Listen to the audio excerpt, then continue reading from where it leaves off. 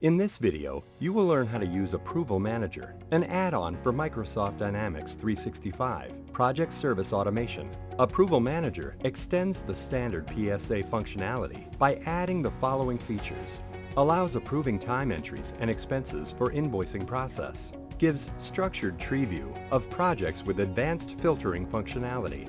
Navigate to the Resources tab and select Approval Manager from the left side menu.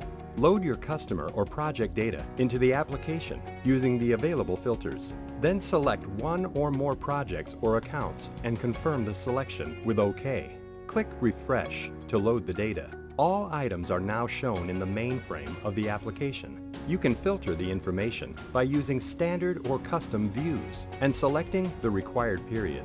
Open the Project tab on the left to get an overview of time entries and expenses broken down for a specific project or project task. You can switch between expenses and time entries using the tabs in the top left corner. Time entries and expenses support inline editing. This allows you to edit them directly in the table by double-clicking on the line in question. To approve an item, select one or more records. Click the Approve button and confirm the approval. This changes the status of these records to approved.